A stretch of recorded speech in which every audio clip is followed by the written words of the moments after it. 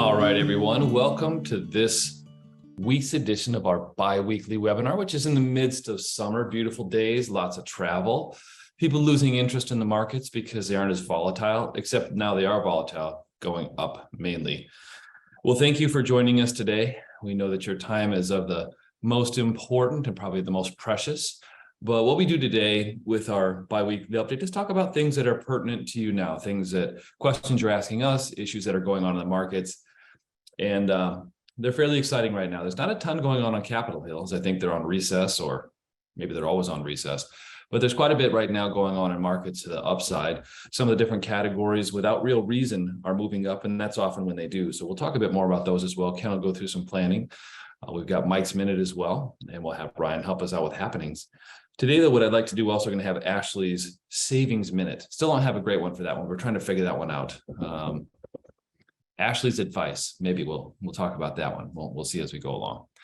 But with that, today I'd like to go big. So going big, we had wonderful conversations this last week. Father's Day was a great day. I have rapt attention from my family and my daughters. So we had some wonderful family discussions around the book, How to Win Friends and Influence People from Dale Carnegie. It's actually been something that keeps surfacing.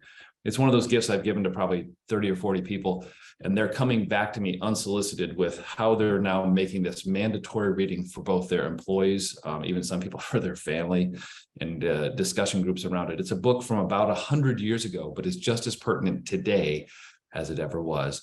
So if you're looking for some great summer reading that helps make you a better person, that's what people are saying anyway, might want to check it out or reach out to us as well. So that's sort of my go big today. Last time I was away in Fort Dodge, got to eulogize my grandfather, who was 94 years old, would have been 95 coming up this weekend. Wonderful person, taught me all sorts of stuff. And he also taught me that more is caught than taught. People watch you more than they listen to you. So that was something he really, really taught by. So hard work, humility, working for others are really things he taught me. So with that, I'd like to pass it over to Ken. How about you? Thank you, Chris. I think I got less attention on Father's Day from my family. I'm not sure exactly what that means, but fair enough. But no, I'm grateful for the opportunity to take an RV trip out to the Badlands with the family here. I have a new appreciation, understanding for some of you who do the RVing lifestyle. It's something that's there. So I appreciate the stories you've all shared with me. And so just wanted to say I'm grateful for that opportunity to hear from you and learn from you guys on the RVing side. So hand it back to you, Chris. Thank you very much, Ken. How about Zach? Yeah, thank you, Chris. A lot has occurred in my life over the last few weeks that I'm all extremely grateful for. But most recently, I'm grateful for mentorship, leadership, and teaching that I've received, and then the opportunity to give that as well tomorrow night and next Thursday. I get the opportunity to run a leadership class for high school kids and college kids that are staying at the Green Lake Conference Center. So I'm from the Green Lake Brandon area. The Green Lake Conference Center, the grounds where Lasonia Golf Course is one of my family's most special spots. So it was an honor to be asked to do that and essentially just get to regurgitate everything that Chris and the team shares with me. So extremely excited to do that. Thank you, Zach. Now that you're a Centurion, we appreciate you even more. Those who know what that means, know what that means. How about Mr. Mann? Thanks, Chris. So yeah, in the theme of Father's Day, I'm extremely grateful for my grandfather. He's getting older. The years that we spent together are now turning into months and probably days left at this point. But every time I've gotten to have a conversation with him and he's been able to hear me, he's still, shares a lot of stuff. Yesterday, I went to go visit him and he shared where he went to on his honeymoon, which is down in Florida, and some different facts about that. So extremely grateful for him, grateful for the experiences that I've had, and I'm going to enjoy every last minute I get to spend with him. Awesome. Thank you very much. I appreciate that. How about let's go over to Ashley. Good morning. Thank you, Chris. I'm going to stick with the theme of Father's Day also. So my kids and I bought Alex a kayak and we took it out to Alex's mom, who retired yesterday. So just a big shout out to her. And we're so excited to spend more time at the lake with her, Alex on his new kayak, of course, and to enjoy her retirement with her. That is awesome. My daughter got to babysit Ashley's two sons. She had a great time as well just recently. So I just wanted to mention that. So thank you, Ashley. That was part of my gratitude as well. Ryan, actually, I know that you're with us today on this as well. How about yourself? What's your go big? Thanks, Chris. Grateful for a wonderful Father's Day, but I got to put into action some of the lessons and reminders from our book club this weekend. So grateful for those and the opportunity to use those in my parenting life. My daughter was having kind of a meltdown, and instead of criticizing or really getting upset about it, I just said, hey, you're feeling a lot of emotions right now. Let's talk about it, and tried to stay really calm with her, and it was a much better effect. That's awesome. That's super cool. It's great when you can put things you learn into effect. You read a lot, you see a lot, but how often do we actually use it? That's awesome to see. Well, starting today, it is summer. There's a lot going on here, and I know that I've got a couple of ideas here, but do you know what flies say when it's summer? Swarm. Yeah, you get that. I know that's a grown one. I can say maybe some of you are groaning now because it takes a little bit to get that. There's a couple things going on in the markets today. We've seen some new interest and renewed interest in Japan. I've been reading a lot today and actually listening to several programs from Ray Dalio and a few others based on 2009, studying history of 2009 as well. Looking at banking, maybe even what occurred with Signature Bank and a few others. Reading some information from Brian Westbury and a few of our economists who we follow, Howard Marks as well. That's not to be confused with Richard Marks, who wrote Hold On to the Night. It's Howard Marks, and he's the economist. But really, there's a lot going on with credit and questions around credit and questions around the dollar, being our chosen currency, or other ideas that go along with banking. And how is banking doing overall? So in the health of banking, and I kind of summarizing about 8 or 9 or 10 people, banking is a central theme to what we do. When interest rates go up historically, looking at the macro economy, you're going to find that things like properties, commercial properties, start to become more risky for banks and bank assets. So some of the things we're going to have to watch over the next probably 3 to 5 years, as even 1 to 5 years, if you will, is new rates reset with banks. That's a big issue a lot of people are talking about. I don't want to go deep into the rabbit hole now, but that's a lot of questions people are asking. What's occurring, though, with a lot of our real estate managers, the people who own real estate, and it's only probably about 5% in the whole portfolio, maybe 5.8, is that for an average investor.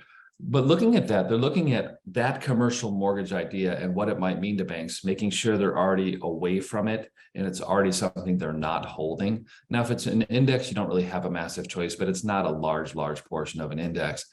But I want to make sure, we're watching that, we're seeing what it is, we're listening to some people who they don't know what's going to happen in the future, but they've given us a good idea of what might happen and what we need to be aware of. So that's something when it comes to commercial real estate and banking. I know I'm being a little bit squishy with it, but if you get into too much detail, it becomes opinion. I don't really want to opine on it as much as I'd rather just give you some of the different facts that are going on in the situation. So we're paying attention to it. I know you don't have to in that case, but I want to make sure you understand that we are. When it comes to banking as well, there's a lot of great interest rates out there. The interest rates are fantastic right now compared to a year ago. It's a phenomenal thing and a horrible thing. So if you are a potential buyer now and you need to borrow money, it's rough. 6, 7, 8%. If you're a business, you're upwards near 10%. And just 1 year ago or a year and a half ago, it was 3.75%. That's a massive difference. Think about this. Let's say you're getting a mortgage and it's $100,000. What is a 3% interest rate? Well, it's $3,000 a year, about $250 a month in that range, right? Well, the same interest rate today at 8% is $8,000 a year. That's about $750 a month per $100,000 you borrow. That's a massive difference, and that's interest only. So interest is making properties more expensive. Whether it's occurred yet, I'm going to say, and it probably hasn't occurred as much in, say, Dallas, Texas, or in Arizona and Phoenix or Florida, but we're starting to see signs of that. Property prices and their appreciation will probably slow, but there's still a mass influx of people to those states as they're kind of say, to heck with it, I'm going to move there. Now, there's other issues that go along with that, and but I wanted to talk a little bit more about property. We also just had a recent visit to China, and we're trying to mend relations with China as well as it becomes one of our greatest partners, or also people would say our greatest enemies, depending on your opinion, right? But there's a lot going on with China and the U.S. relations. There's really 5 different types of war. We're in about 4 of those wars right now with them. We're not in physical war, but that's about the only one we're not in. There's price wars. I'll spare you some of the details. But as we go through, we're actually in a proxy war presently through Ukraine with Russia as well. So there's a lot going on out there today. We call this VUCA. It's a volatile, uncertain, complex, and ambiguous world. I think I've mentioned this once before, and this all adds back into we're in a life of acceleration. So now be prepared for a life of it not getting simpler, but probably more complex. Now more than ever, you're going to need to be a leader. And the number one leader you're going to need to be is of yourself. The discipline of what to pay attention to and what to let go is going to be paramount to how you feel over the coming years, decades. It's going to make a massive difference. So be careful what you input, because it's often what becomes your output as well. We'll talk more about that as we go along. But with that, why don't we go to Ashley's advice? How about Ashley? What do you have for us today? Thank you, Chris. Today, I wanted to touch on trimming everyday expenses. So I have a little visual up here for you all. Hopefully you can see it. So my suggestions are just to search for those free activities. Your local rec book that usually you get in the mail has really good, possibly even free and low-cost entertainment, as well as community events to participate in.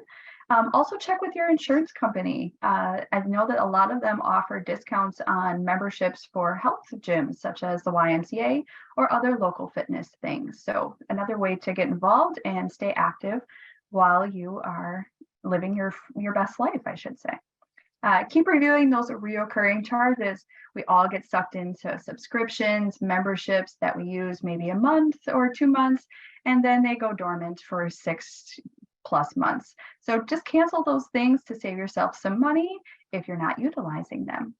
Also examine and compare the cost of eating out. I know we all enjoy a nice meal out, gives us all a break from the kitchen, but there are ways to get meals sent to your home. They have lots of meal kit options out there, and they offer tons of deals.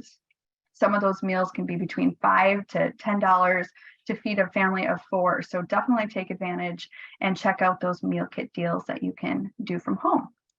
Also, lots of restaurants, of course, offer weeknight deals. So check out those deals for dining, and you can still enjoy a very inexpensive meal, but dining out. And then wait before you buy certain things. Obviously, we all enjoy and are tempted by the new iPhone or a new gadget or a new technology advancement that we might be interested in. But if you wait, obviously the price may come down, and you may actually determine if you really need it or if it was more of a want. So Chris, that's all I have today.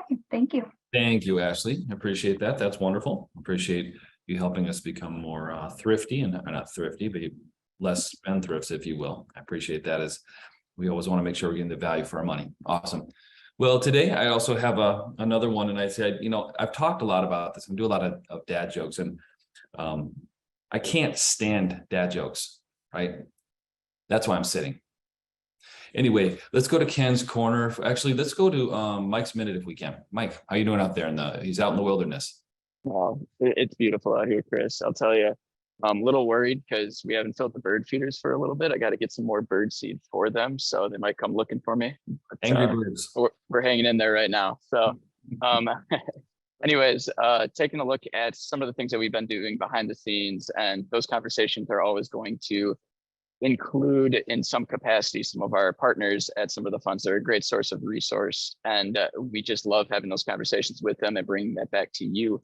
Some of the things that we've been hearing are regarding the Federal Reserve and interest rates. And, before they were talking about this pause that could happen. Now they've redefined what a pause is, and it's now called a skip, which is still considered to be hawkish in the sense of, the Federal Reserve is still looking at maybe raising rates a little bit more throughout the course of the year. Now, what does that mean in the short term? Creates a little bit more volatility, things like that, as does everything else that's occurring around us.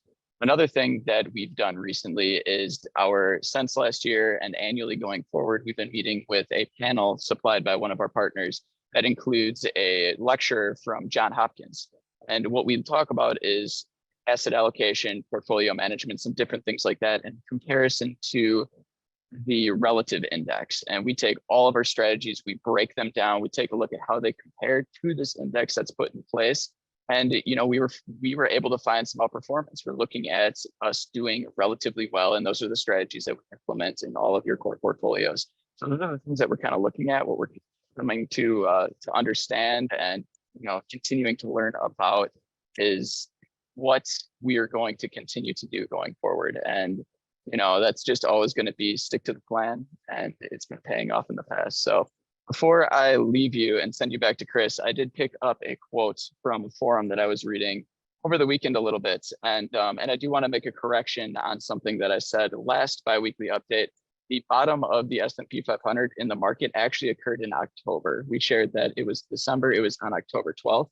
So that's being said, what I read was either way, of a nice run we've had since October of last year, whether it goes higher or lower in the short term is really of zero meaningful consequence other than an opportunity to plan, rebalance, and if able, buy more. Thanks, Chris. Outstanding. Thank you, Mike. I appreciate it. That's awesome. So a couple of different things as well to go over that I just want to make sure you guys are all aware of. That chocolate has hit 7-year high prices for the cocoa beans behind it. So for those of you who are chocolate addicts, like most of us, you might be paying higher prices in the future, but that's a small price to pay for an indulgence. Without that, so another one as well, I think they're talking about oil prices are down 10% as far as in futures as well. There's a lot of discussion. I think Mike hit something very important here too, is that just because we're talking about rates not rising, it's an interesting idea because the Fed has actually said, and Jerome Powell was talking about, they've got a long way to go in getting inflation back to 2%. The good news is he's looking for 2%. The news for the interim might be that there may be some more rate hikes like Mike was saying. So thanks, Mike, for sharing that as well. Interestingly, right now, I think 3-month rates are about almost 1.5% higher than the 10-year and almost the 30-year rate. So it's an inverted yield curve if you look at that as well, which is kind of an interesting environment. So for the short term, you're paid more than investing long term when it comes to bonds. Kind of an interesting idea. Some would say that that portends that rates are going to drop in the future here on the short term, but we'll see. Thanks, Mike. How about let's head over to Zach's facts. Zach, what facts do we need to know about today? Yeah, thank you, Chris. We'll just briefly go through the markets we're there for the year and touch on some of those rates that you just mentioned, and then also an offering that got extended through Raymond James through the end of July. So we'll start with kind of where the markets are at for the year-to-date numbers. The Dow Jones Industrial Average just under 3% positive on the year, 2.7.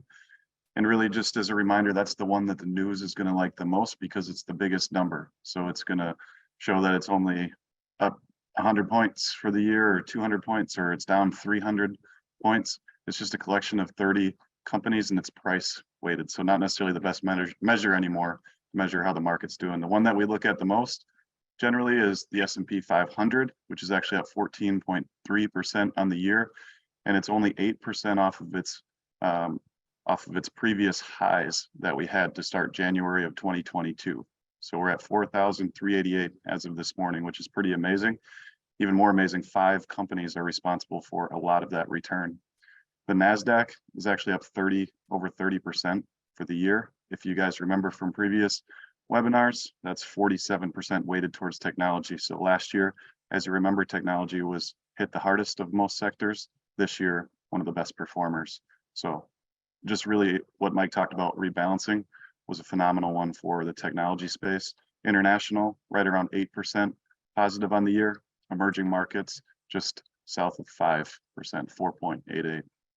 Touching on the fixed income, like Chris mentioned with the inverted yield curve, this is why we talk about if you're looking to get cash to work, keep it liquid, keep it on the short term. 1 year is 5.24 on the treasuries, 3-year 4.2, the 5-year 3.9, and the 10-year 3.7. So a pretty massive difference between the 1 year and the 10-year. That'll hand it back to you, Chris. Thank you very much, Zach. I appreciate those facts. I appreciate you keeping us updated on those as well. There's a lot going on with it and a lot of volatility and a ton of money in money markets and cash, some of the highest numbers we've ever seen. A few people have actually said that from those, where's it going to go? I said, well, it typically either goes into stocks or bonds. Looks like at least the last 4 or 5 weeks, it's gone into stocks pretty heavily. Pretty interesting to see. Thank you very much, Zach. I appreciate that. So I'm going to bring it over to Ken's corner. And what I'd like to do is have Ken give us some perspective. But it really interestingly, I was talking to Ken recently about, hey, Ken, it's becoming summer and it's starting to get warm. I had a question for him though. Who invented air conditioning?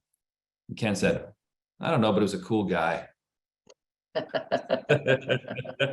So I thought that's a lot of insight from Ken. So with Ken's Corner, why don't you enlighten us, please, on some of the planning ideas we should take notice of?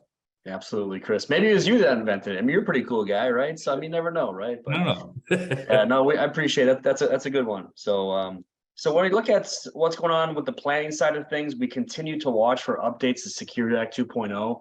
We haven't heard anything recently in the last probably 2 months or so from Secure Act 2.0. That was the one that changed the required minimum distribution age to 73 for this year. QCDs, the qualified charitable distributions from your IRAs to the charities of your choice, that's still at 70.5. That didn't change. But the RMD did change to 73 this year. So haven't heard anything on some of the other pieces like the college savings plans, the Roth IRAs. So we'll keep you updated as we hear more from that. But it's been pretty quiet on that front. Maybe because Chris said that they're on recess right now. So maybe there's not much going on in Congress right now. So one of the things that we want to take a look at right now with a nice move in the markets recently is our college savings plans timeframes. So when we take a look at that, if our time frame for using the money is becoming closer and closer for your child to be going to some sort of school, whatever that looks like for them, now is a good time to be taking a look at what those allocations look like. How are we allocated? Are we still pretty aggressive? Does it look long-term? Does it look more short-term right now? Let's take a look at those allocations and make sure that they're properly positioned for your child to go to school and continue their education. The other piece that we take a look at on good markets and bad markets is something called Are We on Track? And so when you look at our comprehensive financial planning software that we go through from time to time with you all, is that the question becomes, getting ready for retirement, are we on track? What if we're already in retirement? Are we still on track for our spending that we're doing and things that we're enjoying? It's really a stress test. We call it bad timing in our comprehensive planning software that we have. But really, it's a stress test. That's no different than going to the doctor and being on a treadmill and taking a look, or a riding stationary bike and taking a look at your heart rates, your blood pressure, heart rhythms, things like that. We basically hook your portfolio or your strategy up to a treadmill, if you will, and say, can we handle certain situations? What does it look like? Can we handle those peaks, those valleys? And are we going to be okay if we have some tough markets early on in retirement? That's called sequence of returns. It's not going to jump down that rabbit hole right now, but it does make a big difference. These are all things that we look at when we're planning with you for your retirements for the next 30 to 40 years. So just a good time for QCDs right now too. So if you've already done them, I think it's great. If you are looking to do them, again, now is a pretty decent time to do them as well. So if you want to put some thought around that, we would welcome that. And if you have any questions on that or unsure what to do there, the best way for your giving, please let us know. We'll offer 3 or 4 or 5 different strategies that would benefit you and the way you want to give your money. So with that being said, I'm going to pass it back over to Chris. Thank you very much. Ken was talking about the vacation he was just recently on, and he has always had this question. He stayed up all night one night wondering where the sun had gone, and then it dawned on him. Yeah, that's a pretty good one right there too. I know. Thanks, Ken. So with that, it's fun because I can see like my team's heads shaking this way. Those are dad jokes, and that's perfect reaction. That's exactly what you hope for. So let me talk about a couple of different items here as well. So one thing we look at is what are the most asked questions on Google in 2023? And you might wonder, there's some incredible questions on here, but actually the number one question asked on Google for 2023 is how many ounces in a cup? 9 million times. Next is how to download WhatsApp. Third is where's my refund? 4, how BMI calculator. That doesn't make any sense, right, whatsoever. The next one is how to, that's it. So it's interesting as you go through here, there's another one too that goes through what's the most asked question for what? What's my IP? That's it, 4 million times. That's why. Why is the sky blue? That's number 1. Next one is why were chainsaws invented? Yeah, I kid you not. These are the top questions for 2023. For who? Who is in the NBA playoffs? Once again, for when? When are the NBA playoffs? Quite odd. The next one for where is where's my refund? That happened to be one of the biggest ones out here, and that was 6 million. But I thought that was interesting. I thought I would share those with you because those aren't questions you would necessarily think of here. Before I go to Ryan, there's one thing that's quite interesting, and that's a Harvard. You know, there's a lot of people who go to Harvard, one of the great institutions out there. And when somebody says they're a Harvard neuroscientist, we listen, right? So this Harvard neuroscientist said, here's the #1 music I listen to when I need to focus. And it's not classical, because people say, you know, when you really need to focus, what should you listen to? Music isn't just for entertainment. It says having it in the background can help you focus better, even if you struggle with attention deficit disorder. So after all of this, there's a whole article that goes with it. It's different for everyone. So they wrote a whole article to tell us there's really no answer to this. I'm dead serious. I was reading this whole thing going, it entirely depends on the individual and what they respond to. So this is a great article, a lot of great time. Don't read it. I just wanted to give you that idea. But there was a Harvard psychologist who wrote, what do I want to do? The psychology expert who shares 3 things that she always does to boost her brain energy. One is I protect and balance my energy. So if you can, don't jam pack your day with meetings. The problem with Zoom meetings is that we tend to schedule them back to back to back. So they like to do something easy and rewarding before each meeting. And that is not checking your emails or doing a bunch of stuff in between. Number 1 is I save the hardest number 2, I should save the hardest tasks for my peak focus time. Let's say that your peak focus time, and we did this as a great exercise when I was in New York at the Global Top 50, is you actually chart out your day. When are you most focused? When do you get your best things done? Let's say you wake up at 5 a.m. and you're best between 5 and 7. Save your hardest tasks for then. Pick those most valuable times. Maybe even use $signs or 5 stars during the entire day. Let's say at 7 p.m. you're super tired, and that's not a great time to focus on hard tasks. But it tends to be when your spouse asks you all the most important questions, or maybe 11 p.m. when you're trying to go to bed. Well, just maybe share with them even what times are peak times for questions like that as well. I do know that the most difficult conversations tend to come when you're really tired and not prepared for them. So just as an FYI, I just wanted to share that because that was a really good one. This person's peak time was around 11 a.m. So they try not to do a ton of important stuff between before 11 a.m. or after 4 p.m. because that's when their biggest and most focused time was 11 to 4 p.m. And then she also mentioned 3, I consider how different tasks will affect my emotions. So jogging makes her happy. So she likes to start the morning with jogging and getting some of the positive tasks out of the way in the morning to set the day. Unfortunately, we can't do positive tasks all day, but you can limit the negative emotional effects of a meeting to discuss an assignment you're dreading by timing it, right? So you do it right before lunch when you can take a break. So interesting to say that her research shows that people are happiest when they do easy things such as making a quick call or writing a grocery list, things you can attack and get done. Humans love completion. The next thing I'm going to say, since humans love completion, this is going to be paramount. This is not from a Harvard psychologist. This is Chris Doty. Make short lists. Much easier to complete. Right? Simple, but it ain't easy. So if you've got a list of 3 things, what's your chance of completing those rather than you making a list of 35 things? So with that, I'm going to pass it over to Ryan. Ryan, what should we be paying attention to today at Gentian or over the next few weeks? Thanks, Chris. Over the next few weeks, we've got a lot going on, as always. Busy time of year with summer and sun and lots of events. Starting today, actually, since we will be spending the rest of our day learning to serve you better. We will be focused on personal development from 9:30 when we finish here until 4 p.m. So limited office availability, but we will check throughout the day sporadically to get back to important messages. Tomorrow, we want to celebrate and congratulate Kristen Ellsworth, who will have been with Gentian for 7 years now. Thursday, June 22nd, nice anniversary for her. Friday, June 23rd, our Peter Nordenberg has his birthday. It's a pretty big week for Peter, so I'll let him handle that moving forward. Wednesday, July 12th, we will have our How to Win Friends Book Club 30-day check-in. So thanks for those of you who joined us for those sessions going back in the past month. And we're receiving those 30-day emails, and we'll review that on July 12th. Sunday, July 16th, we have our Kane concert in the park. Join us at Rotary Park for that. If you haven't already RSVP'd, please do so.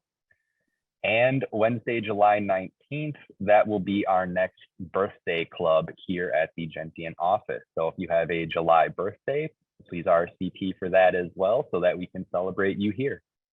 Thanks, Chris. Awesome. Thank you, Ryan. I appreciate that as well.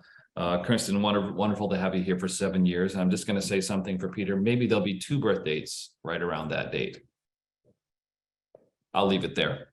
A couple of different things I wanted to say as well is thank you all tremendously for the introductions you've been offering to us. One thing we've committed to you here at our firm Gentian is to do 100% of the work for you, and you to, when you find it, the opportunity to introduce us to wonderful people. And you guys have been doing a wonderful job of that. We appreciate. That's how we continue to grow. We continue to commit our focus to you as spending all of our time on you and your plan. It's wonderful because that helps us not have to waste energy and time going out there. How do we find new clients? You guys are introducing to us, and you're why the practice grows, and you're why the practice wins awards. We appreciate that from you tremendously. So I just want to give you a great shout out and gratitude and thank you for that as well.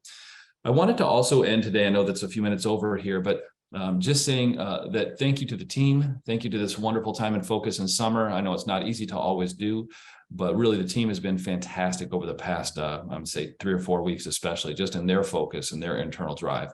I wanted to say one more thing on the book club too. If you have not joined the book club, but you'd like to get the daily, they're very simple affirmations. There's 30 principles. We're doing 30 different posts about those, and it's an email you get every day.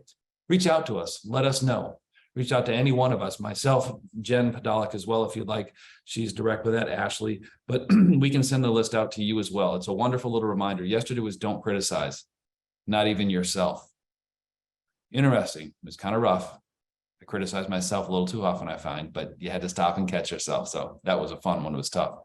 But with that today, I want to thank you tremendously for your time, your attention, your trust in us. We continue to work to get better. That's what we'll spend a good portion of the rest of the day on, is how to serve you better as a team and working on different processes with those. But from the galactic headquarters of Gentian Financial here in Mequon, Wisconsin, we're here to help you plan it, live it, and give it. And what am I talking about? Your retirement for you and your family. With that, have a great 2 weeks. I know you're going to wait with bated breath until 2 weeks from now for our next bi-weekly update. Have a great one.